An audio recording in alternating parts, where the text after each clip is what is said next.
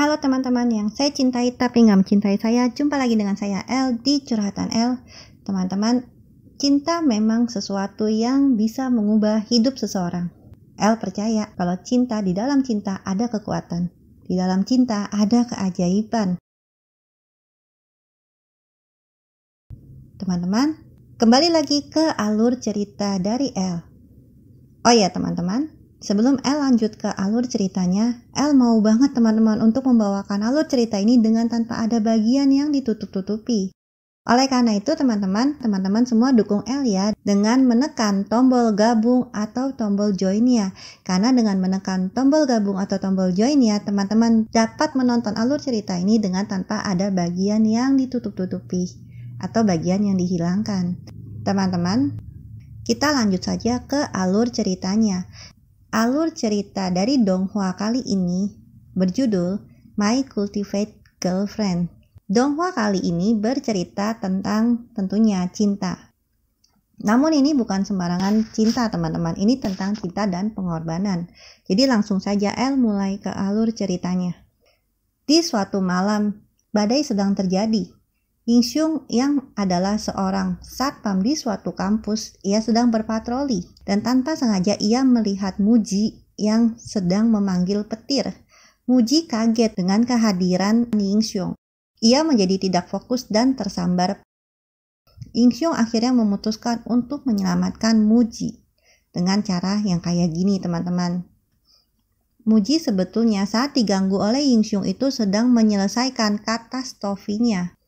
Untuk menjadi makhluk surgawi yang terbebas dari kesulitan di dunia ini, ia harus menyelesaikan katastrofi untuk naik level ke tingkat ilmu yang lebih tinggi. Terutama, Muji sebetulnya ingin sekali menolong ibunya. Oleh karena itu, ia terus melatih ilmunya. Saat Yingxiong melakukan sihir untuk menyelamatkan Muji, sebagian dari kekuatan Muji pindah ke Yingxiong dengan secara tidak sengaja. Merasa hasil latihannya selama ini menjadi sia-sia karena kekuatannya tanpa sengaja pindah, Muji mencari jalan keluar yang terbaik.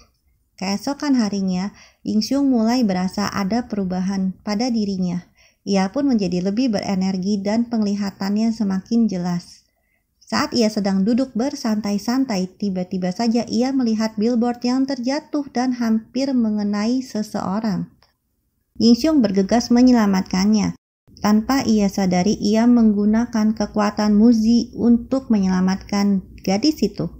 Ia pun tidak sadarkan diri setelah mengeluarkan kekuatan Muji yang luar biasa besar.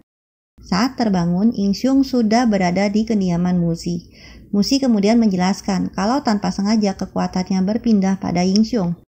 Ia pun memberi Yingxiong pilihan, hilang oleh kegelapan Muji atau bersama-sama dengan Muji melatih ilmu untuk menjadi makhluk surgawi bersama.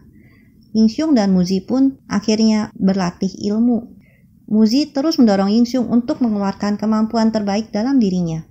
Muji menjelaskan bahwa di dunia ini banyak sekali kegelapan. Kita harus bertahan dalam kegelapan. Yingxiong pun mulai menjelaskan pada Muji kalau ia akan menggunakan kekuatan ini untuk bersinar dalam kegelapan. Muji pun memperingatkan Yingxiong kalau ia harus berhati-hati dan jangan terlalu menonjolkan dirinya dalam menggunakan kekuatan ini.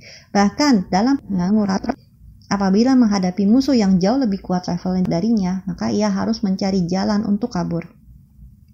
Di sisi lain, penguasa langit mengutus Ruye untuk mengawasi pemula baru yang mulai belajar ilmu seperti Yingxiong. Sebelum mereka bertambah kuat, lebih baik saja. Di lain sisi, Muji memberikan HP-nya kepada Yingxiong karena HP Yingxiong dianggap sudah tua dan tidak bisa untuk saling berhubungan.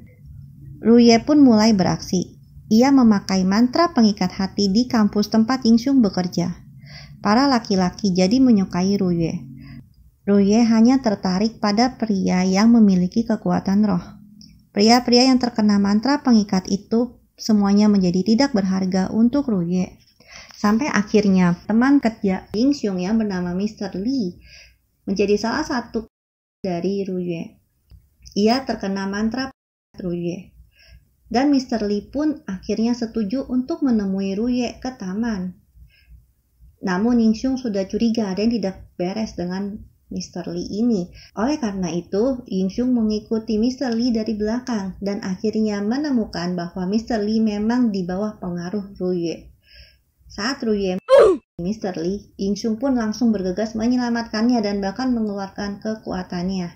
Disitulah Ruye sadar kalau Yingxiong adalah salah satu pemula yang ia. Level kekuatan Yingxiong tentunya jauh di bawah Ruye karena ia masih pemula. Ruye pun akhirnya menggunakan mantra pada Yingxiong dan membuat Yingxiong menyukai Ruye. Bahkan Yingxiong pun rela mengikuti Ruye kemanapun. Ia pun bahkan sempat melamar Ruye di bawah pengaruh mantra ini. Ruye sebetulnya mengeluarkan mantra hanya bertujuan untuk menghipnotis para targetnya. Ketika target dalam keadaan terhipnotis, maka ia akan lebih mudah untuk beraksi. Namun di saat-saat terpojok, akhirnya Muzi datang dan menyelamatkan Yingxiong. Bahkan Muzi pun berbicara lewat telepati kepada Yingxiong kalau Yingxiong harus berusaha kabur karena level Ruye jauh di atas mereka berdua. Bahkan ketika mereka menggabungkan kekuatan mereka sekalipun, mereka tidak akan mampu untuk bisa Ruye. Muzi pun akhirnya mencoba membuat Ruye sibuk agar Yingxiong bisa kabur. Namun karena level Ruye jauh di atas Muzi hanya bisa bertahan dan mengeluarkan mantra pelindungnya. Namun sampai kapan Muzi bisa bertahan dengan mantra pelindung ini? Memang tujuan Muzi adalah hanya untuk membeli waktu agar Yingxiong bisa melarikan diri. Dengan tanpa ragu-ragu, Ruye terus beraksi dan terus Muzi. Dan lama-lama mantra pelindung Muzi pun menjadi lemah dan akhirnya Muzi kalah. Muzi yang sudah pasrah dengan keadaan, akhirnya ia hanya bisa menerima kekalahannya dari Ruye. Ruye pun menjelaskan, lihat tuh, laki-lakimu. Ia sudah kabur meninggalkanmu. Kau seharusnya membenci dirinya sekarang. Namun Muzi tidak menyalahkan atau bahkan membenci Yingxiong. Ia bahkan senang kalau Yingxiong itu bisa kabur. Dan artinya ia mampu untuk melindungi Yingxiong. Dan bahkan ia pun siap untuk menerima kekalahannya. Di detik-detik terakhir sebelum ia menerima kekalahannya, ternyata Yingxiong hadir di hadapan Muzi. Ia pun bahkan menghalang serangan dari Ruye. Muzi yang kaget ternyata Yingxiong dalam keadaan yang tidak berdaya masih berusaha untuk melindunginya. Ia pun akhirnya merasa terharu atas pengorbanan dari Yingxiong. Yingxiong pun bilang, aku tidak akan membiarkanmu sendirian. Dan bahkan Muzi teringat kata-kata dari ibunya dulu. Muzi, kau harus menikah dengan laki-laki yang mampu untuk menjagamu, memberimu kenyamanan, menerimamu apa adanya. Dan lebih lagi, ia harus menjadi orang yang pertama datang untuk menyelamatkanmu. Dan ia adalah laki-laki yang tak akan pernah membiarkanmu terluka. Muzi pun merasa senang kalau dalam hidup ini ia bertemu laki-laki seperti Yingxiong. Namun memang waktu mereka berdua tidaklah lama lagi. Kali ini Ruye akan menghadapi Yingxiong dan Muzi secara bersamaan. Di detik-detik terakhir tiba-tiba saja ada seseorang yang menolong Muzi. Tidaklah lain, itu adalah Yingxiong. Yingxiong tiba-tiba berubah menjadi laki-laki berambut panjang dan bersayap cantik ini. Ia pun langsung dengan kekuatannya menghancurkan senjata pamungkas dari Ruye, dan Ruye pun merasa tidak berdaya. Dalam ketidakberdayaannya, Ruye ingin melompat dari tempat yang tinggi. Namun saat ia jatuh, Yingxiong menangkapnya, dan dengan canda dan tawanya, Yingxiong menghiburnya dan berkata, kalau kalah yang aku kalah aja, kenapa harus kabur kayak gini? Oke teman-teman, segitu dulu alur cerita dari El kali ini. Apabila teman-teman setuju kalau cinta adalah hal yang terindah dalam hidup ini, jangan lupa untuk tekan tombol like-nya ya teman-teman. Dan bagi teman-teman yang belum mensubscribe dan belum menekan tombol loncengnya, jangan lupa untuk subscribe dan menekan tombol loncengnya. Karena dengan mensubscribe dan menekan tombol loncengnya, teman-teman memberi dukungan untuk El, dan terlebih lagi teman-teman bisa mendapatkan notifikasi dari video-video El yang terbaru dengan alur cerita yang menarik dan menegangkan. Teman-teman, terima kasih untuk teman-teman yang selalu mendukung El hingga sampai pada saat ini.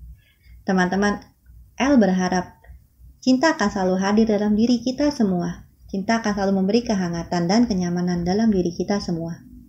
Oke teman-teman, apabila teman-teman punya cerita cinta yang ingin dibagikan dengan kita semua, silakan ketik di kolom komentar teman-teman, biar kita pun juga bisa merasakan kehangatan dan kenyamanan dari cerita cinta teman-teman semua.